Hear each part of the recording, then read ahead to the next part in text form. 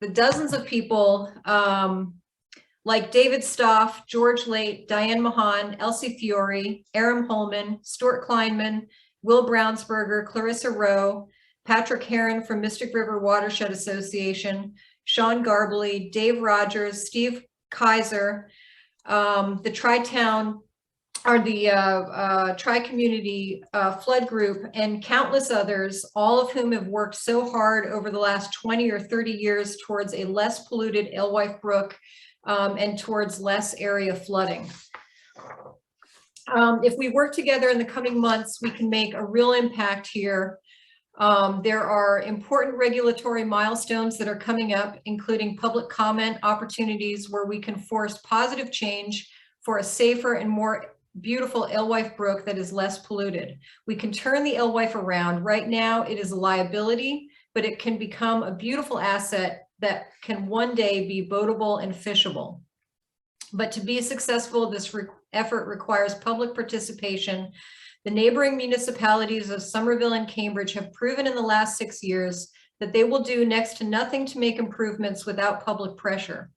The truth is they have no idea how bad the problem is. We need to let them know while promoting our vision for a safe, beautiful, boatable, and fishable Alewife Brook. First, I want to talk about pollution and just give everyone here basic understanding of what a CSO is. And I think that this illustration is pretty good for that. We got it from Jersey Waterworks. Combined sewer outfalls, or CSOs, are a relic of outdated combined sewer systems known as one-pipe systems from the 1800s, when flush toilets were an exciting technology that were being quickly adopted. Many older systems, such as in Cambridge and Somerville, were built this way. Arlington's was built later and has no combined sewers and no CSOs. During dry weather, the sanitary sewage, which is what you flush, goes to the wastewater treatment plant, also known as Publicly Operated Treatment Works, or POTW. During wet weather, sanitary sewage mixes with stormwater in the same pipe and flows over a weir or dam and out into the receiving water body. How should sewers work? Stormwater runoff, which is rainwater from the street, should be filtered through rain gardens or wetlands where the water is naturally filtered and cleaned, and then it should flow into our rivers and out to the harbor. Sanitary sewage should be pumped out to the wastewater treatment plant. How many CSOs are there in the Alewife Brook? 20 years ago, there were 12 CSOs in the Alewife Brook. As part of the landmark Boston Harbor cleanup court case, Cambridge and Somerville closed six of the CSOs over a period of a decade or so. They didn't close them all because they couldn't afford to close them all at once. So they closed half the CSOs, and we now have 6 CSOs that discharge untreated sewage water into the Alewife Brook. This map came from the MWRA. Don't we have to have CSOs if we don't want sewage backing up into people's homes and businesses and roads? We do not have to have CSOs. They are a relic of a very old and aging sewer system, which is begging to be upgraded. If the sewer system infrastructure is updated by being separated and possibly by adding capacity, then the sanitary sewage can be pumped out to the wastewater treatment plant, and it will not back up into homes, roads, or businesses. How much do the Alewife CSOs discharge? 50 million gallons of sewage contaminated stormwater have been discharged into the Alewife Brook from the cities of Cambridge and Somerville in 2021. This is according to the Cambridge Metropolitan Water Resources Authority and Somerville reporting websites for Alewife Upper Mystic combined sewer overflow.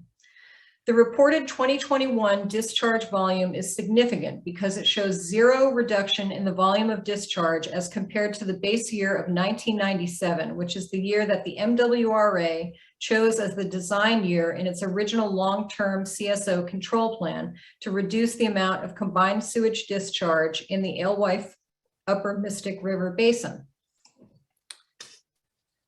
Do you have another slide? Yeah, good. Yeah, there we go. There we go.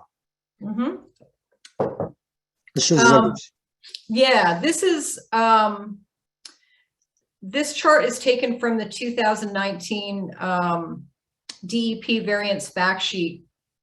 And this is where they made a public promise to reduce the amount of sewage discharge by 85%. This was after having spent $200 million on improvements to the area sewer system. An 85% reduction would mean that we would experience 7 CSO activations and 7.3 million gallons annually. Average. This year, pardon? On the average. On average. Yeah. This year, we saw 50 million gallons. It has been a wet year, and you can go to the next slide. But that cannot completely explain the fact that the CSO activations are 6 times worse than the original long-term control plan promised. Sometimes only an inch of rain can activate a CSO in the Alewife Brook. Is the rate at which the rain fell in 2021 to blame for the unexpectedly large volume of CSO discharge? Is it because the ground is less pervious as developers continue to build one new building in the area after the next with impervious rooftops, impervious access roads, and impervious parking lots? Is it that new developments are tied into the combined sewer system lines, further reducing system capacity? Is it due to the vanishing trees and vegetation which normally slurp up groundwater as the roots aid infiltration and send the rainwater into the water table where it becomes a resource rather than a waste product? Are we experiencing more storms because of climate change? The answer is probably a combination of these factors, but it is clear that we are losing ground. We must continue the work of modernizing the sewer systems and employing green infrastructure and other nature-based solutions, or the problem will get worse. More rain means more CSO discharges. In addition to sewer infrastructure upgrades, necessary improvements in the Mystic River must be made to reduce flooding. An important key to controlling Alewife area flooding is the proper operation, maintenance, and upgrades at the Amelia Earhart Dam. And looking into the future, if the Amelia Earhart Dam is breached or flanked during future storms, a surge of water will be pushed up the Mystic into the Alewife Brook and into the neighborhoods of our most vulnerable populations. A review of FEMA flood maps reveals that there are an estimated 1,200 East Arlington residents, 3,500 Cantabrigians, and 300 Belmont residents living in the Little River Alewife Reservation's 100-year floodplain. This does not count the 643 residents living in the new Belmont Uplands Silver Maple Forest housing complex, who would be completely stranded and surrounded by water in the event of a 100-year flood. The hope for the communities around the Alewife is adaptation to the effects of climate change through regional resiliency strategies.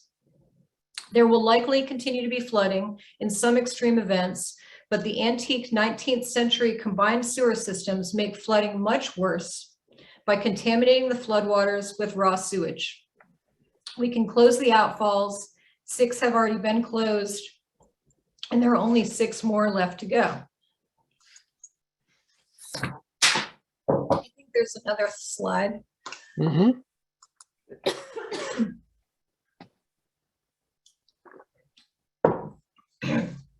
Improvements have to be made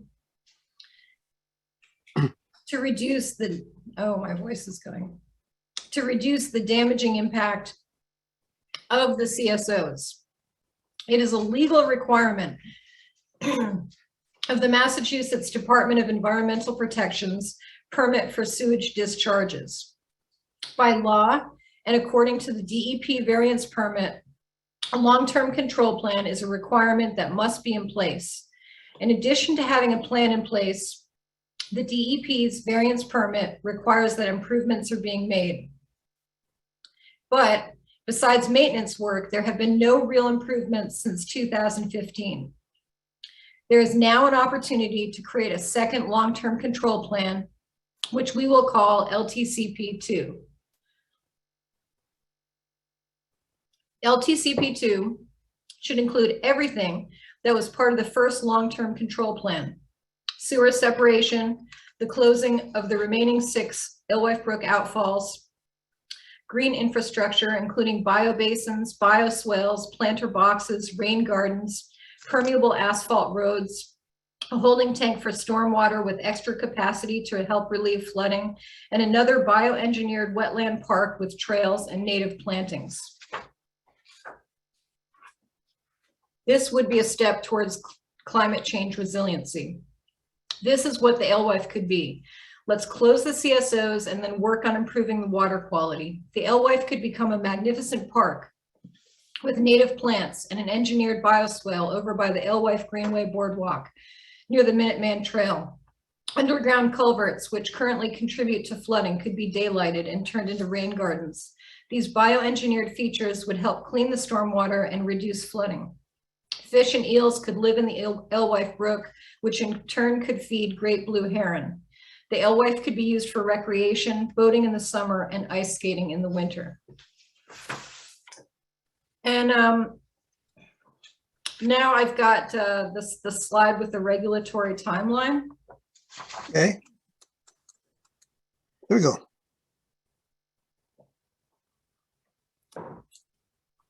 All right.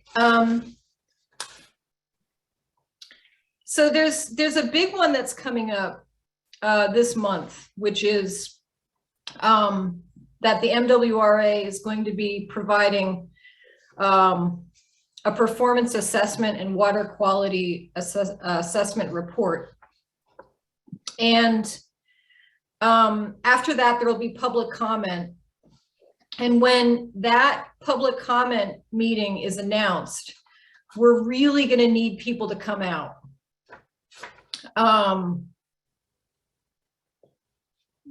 To be heard. It's super important that a lot of people show up at that meeting. In April, Cambridge, Somerville, and the MWRA will submit their own annual CSO reports. And then there is a deadline for Cambridge, Somerville, and the MWRA to submit draft recommended CSO control plan to the EPA and DEP for review. And my understanding is that would be the second long-term control plan. And that is where we really need to demand that green and gray infrastructure technologies are employed to separate the combined sewers, close all the CSOs, clean the stormwater from contaminants, and provide the public with a safe Alewife Brook that is boatable and fishable. A final draft will be submitted at the end of next year. And then the existing variance permit will expire in August 2024. And you can go to the next slide, please. Lots to do next year. Lots to do next year. Oh, next slide. Well, What do you want? there's a missing slide, but the missing slide says that we need your help. We need, I don't know what whatever your expertise is, we need it. We need engineers, people who understand legalese, environmentalists, hydrologists, musicians, composers, poets, web designers, photographers, illustrators, painters, writers, researchers, journalists, biologists, landscape architects, engineers, more engineers, native plant species specialists. We could use a meteorologist, friends with an interest in public outreach, and folks who enjoy handing out flyers. We especially need to get everyone's friends involved in Cambridge and in Somerville. Please reach out to your friends and neighbors and ask them to sign the petition. There's power in numbers. And the next thing that we're going to be doing, and I will email everybody about this, is we are going to go to next Monday night's Arlington Select Board meeting to ask the town to help us with CSO work. We need you to come with us to get the town to help support our efforts, and we will email you about that. And you should speak at that meeting as well. The next slide. So you don't have the slide with Somerville? Oh, that one. Oh, that one. Okay, I'll bring it back. Could I just ask that we go back to the time frame slide, because I had a question. Sure. Thank you.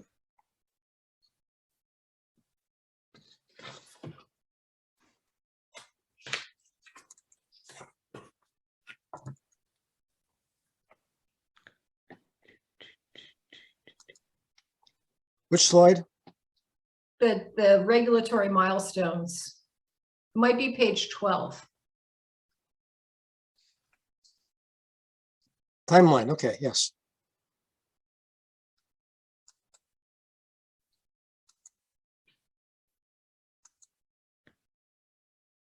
Okay, Okay, so April 30th, 2022, the deadline for the reporting. And is that a full year later, 2023, that the draft comes in? yes, Okay, 23, yes. so the final draft does not come until the end of 2023. That's 2 years from now. Okay. Yeah. Thank you. I just wanted to clarify that. Okay, close this. Yeah, but this is why, you know, now's a good time to really be reaching out to Somerville and Cambridge to let them know that they have to close the CSOs, because they're going to be putting this plan together. I wanted to say a word about Somerville before asking Patrick Herron to speak, who's here from the Mystic River Watershed Association. Okay. Mhm. Somerville is in violation of the Clean Water Act because testing of their municipal stormwater, which is supposed to be rainwater from the street catch basins, is contaminated with sewage. Oh, you found it. Good. Yeah, found it. This indicates that sewage flows are getting into the stormwater system. This is separate from CSOs. This is just their stormwater drains. It's contaminated. Is contaminated, right? They're finding human pharmaceuticals in that water, which is how they know it's sewage. They've been directed to enact an illicit discharge detection and elimination program to identify and eliminate that pollution. And that's what you're looking at here is the first page of a long document. Long document. From the EPA. We'll close this now, okay? Yeah, and then furthermore, their CSO discharges continue to be much in excess of those allowed under the Clean Water Act long-term control plan that is currently in place until 2024. And hopefully Patrick Herron will be able to speak to that, to explain what is happening with that lawsuit. Okay, we're asking Patrick next. Patrick, can you speak a little to this? Sure. Well, thank you for having me, and I'll just thank everybody for coming tonight and for your interest in Alewife Brook, and Kristen and David for your bringing everybody together to learn more about Alewife Brook and the opportunity to raise up this issue to see greater investment. I do want to just comment briefly on that last document you showed where Somerville has sewage in their stormwater. Every community in the Mystic River Watershed Association is actually under an enforcement order for sewage in their stormwater. So town of Arlington has got sewage in their stormwater. Woburn, Medford, it is a challenge that we have aging infrastructure under our street. And that aging infrastructure, whether it's the sanitary pipes, are frequently being drained into the stormwater pipes that make it to the river. So that it is true that Somerville is in violation of the Clean Water Act, but it's also true that every municipality in the Mystic River Watershed is as well. And they're all working on it. They're all under an MS4 permit. That permit goes, I think, until 2023, when a new permit hopefully will be issued on time. These are 5-year permits, and a part of that permit is called the IDDE program, the illicit discharge detection and elimination program. So the other piece I would note, and I'm not going to say that Somerville is more or less egregious than other communities, because it truly is a gradation. Some communities are further ahead in addressing some of their illicit connections, and others are further behind. So I don't want to create a false equivalency either. I think it's worth everybody recognizing, I'm going to retread some ground that Kristen just shared here, that there is an ongoing court case. And this court case is the Boston Harbor cleanup. This is out of that case came the long-term control plan, which has resulted in nearly $1 billion spent to address combined sewers and to improve the rivers. And I think it's worth noting that there's been tremendous success in this program, that truly Boston Harbor is a different harbor because of that work. The work still has a lot further to go in the rivers, Alewife Brook being one of them. But in other parts of the Mystic River, in Chelsea Creek, in parts of Charles River, there are still areas that need to be addressed. That court case has gone on for 20 years, and the expectation was that that case would be closed by now. But it was just, well, I don't have it in front of me, but 4 or 5 years ago, where MyRWA recalibrated their model and recognized that they were not going to meet the stated benchmarks of the long-term control plan. And so within that framework, and a recognition that the MyRWA was not going to meet the framework or the benchmark set out in this court case in the long-term control plan, they have gone and requested an extension from the judge. And so we are in that extension period. It's a total of a 4-year extension. We have 1 year that's already passed, and we have 3 years left in that court case. And the MyRWA has identified in their recent filings to the court where they are in progress, where they are still figuring things out, and also indicating places that they don't think they will have addressed by the end of the court case. At the same time that there is this court case that will end 3 years from now, there is also a variance. The variance is a structure that allows the cities of Cambridge and Somerville to discharge and be protected from Clean Water Act violations. So if they were CSOs in discharging into a Class B waterway, they would immediately be in violation and would be subject to significant fines every day that there is a discharge. The variance is in place to give the communities and the MyRWA time to work on the problem and address the problem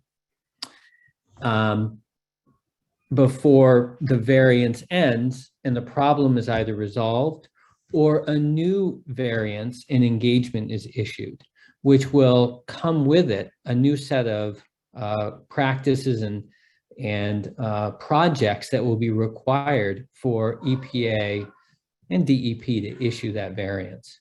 So the court case and the variance are both lined up now to end on virtually the same date.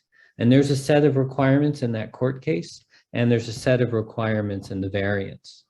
And at the end of this variance, there will be a moment where the community in particular, and all of us at large, the public, legislators, municipalities, need to decide what is the next stage of the cleanup. How much should we invest?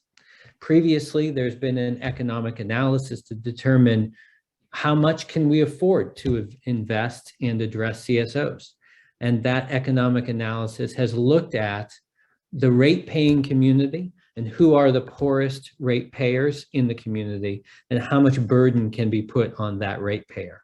It was a shared solution across the 43 communities or whatever it is. So we're in this moment where we're coming to the close of that court case, and we're coming to the end of this last variance. And so Kristen and David, I think you reached out to Jean and invited me to come and ask why we submitted a letter to the court. And to say that, you know, the Mystic River Watershed Association shares the goals that you've stated about eliminating CSOs. And we've been engaged on this process for a long time, trying to take every moment to submit comments and comment publicly during the variance process. And for the court case, we wanted to make sure that the voices of the community through the Mystic River Watershed Association and the Charles River Watershed Association was communicating to the judge that we won't be satisfied at the end of the court case unless they meet the benchmarks set in the court case.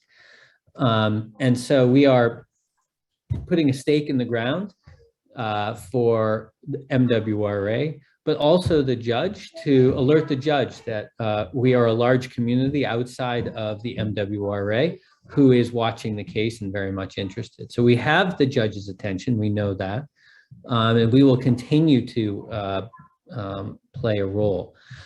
Others who are involved in that case, you know, Conservation Law Foundation is involved to some degree, but in a very limited fashion at this point.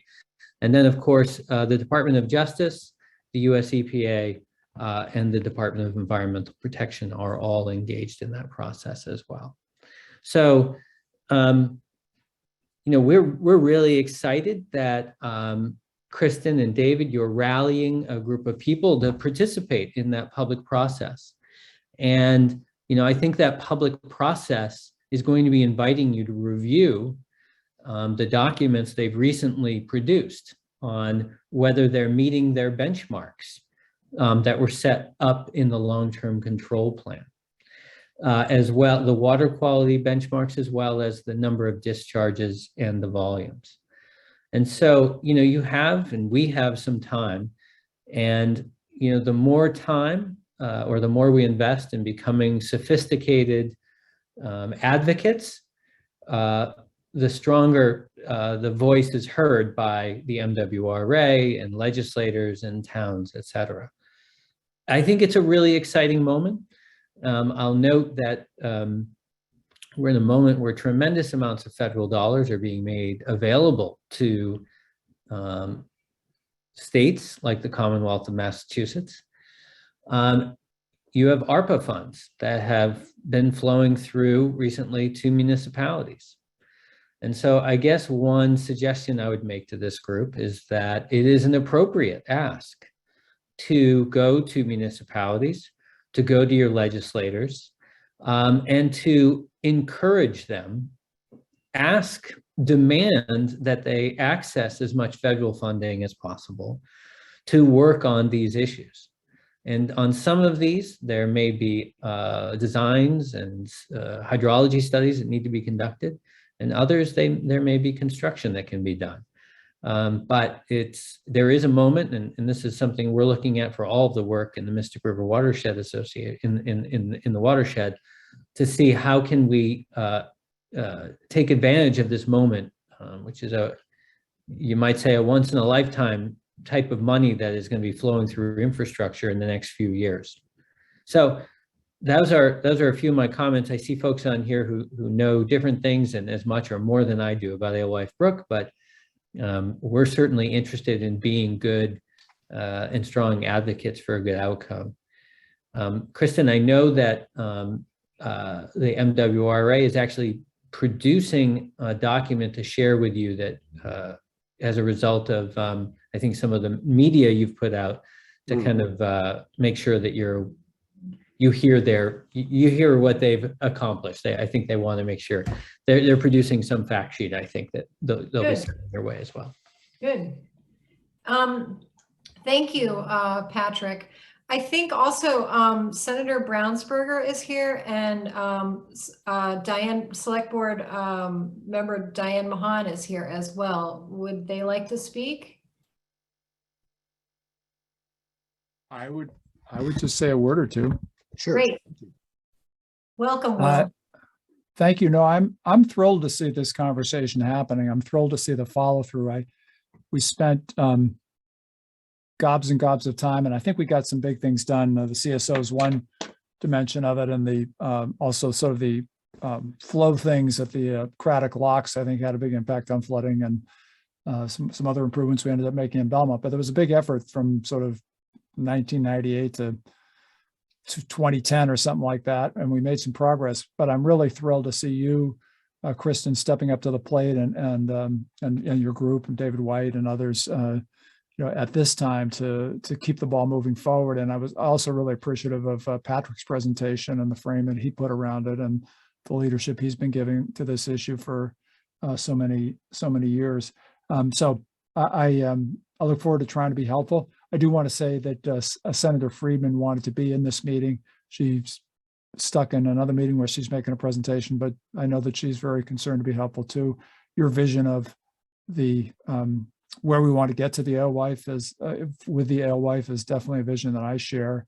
And so I just very appreciative of the work that you're doing and the leadership that you're offering right now. Thank you. Thank you. Is Diane here? Diane Mahan? Oh, maybe. She's here, but she's not responding. Yeah, there might be something wrong with her. Yeah, I think. The audio. Okay. And I think somebody from Dave Rogers's office is here too. I don't know if that person wants to speak.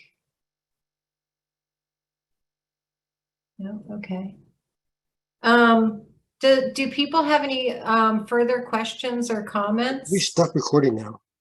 Oh, okay, we can stop recording now.